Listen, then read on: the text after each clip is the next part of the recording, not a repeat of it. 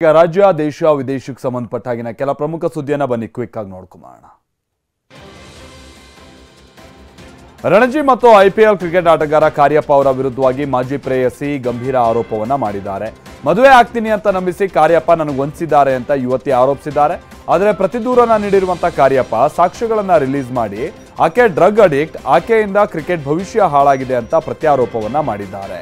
ಈ ಆರೋಪ ತಳ್ಳಿ ಹಾಕಿರುವಂತ ಮಾಜಿ ಪ್ರೇಯಸಿ, ನಾನು ಯಾವುದೇ ತಪಾಸಣೆಗೂ ಸಿದ್ಧ ಇದ್ದೀನಿ. ಇಬ್ಬರ ದೂರನ್ನು ದಾಖಲಿಸಿಕೊಂಡಿರುವಂತ ಪೊಲೀಸರು ತನಿಖೆಯನ್ನ ನಡೆಸ್ತಾ ಇದ್ದಾರೆ. ಪೂಂಚ್ ಉಗ್ರರ ದಾಳಿಯಲ್ಲಿ ಹುತಾತ್ಮರಾದಂತಹ ನಾಯಕ್ ಕರಣ್ ಕುಮಾರ್ ಅವರ ಪಾರ್ಥಿವ ಶರೀರವನ್ನ ಉತ್ತರ ಪ್ರದೇಶದ ಕಾನ್ಪುರ ಜಿಲ್ಲೆಗೆ ತರಲಾಯಿತು. ಕಾನ್ಪುರದಲ್ಲಿ ಕರಣ್ ಕುಮಾರ್ ಅವರ ಪಾರ್ಥಿವ ಶರೀರಕ್ಕೆ ಅಂತಿಮ ನಮನವನ್ನ ಸಲ್ಲಿಸಲಾಗಿದೆ. ಹಾಗೆ ಉತ್ತರಾಖಂಡ್ನ ಚಮೋಲಿ ಜಿಲ್ಲೆಯಲ್ಲಿ ನಾಯಕ್ ವೀರೇಂದ್ರ ಸಿಂಗ್ ಅವರ ಪಾರ್ಥಿವ ಶರೀರಕ್ಕೆ ಅಂತಿಮ ನಮನವನ್ನ ಸಲ್ಲಿಸಲಾಗಿದೆ. ಮಲ್ಲಿಕಾರ್ಜುನ ಖರ್ಗೆ ಅವರು ಪ್ರಧಾನಿ ಅಭ್ಯರ್ಥಿಯಾದರೆ ನನಗೆ ಯಾವುದೇ ರೀತಿಯಾದ ನಿರಾಶೆ ಇಲ್ಲ ಅಂತ ಬಿಹಾರ ಸಿಎಂ ನಿತೀಶ್ ಕುಮಾರ್ ಹೇಳಿದ್ದಾರೆ.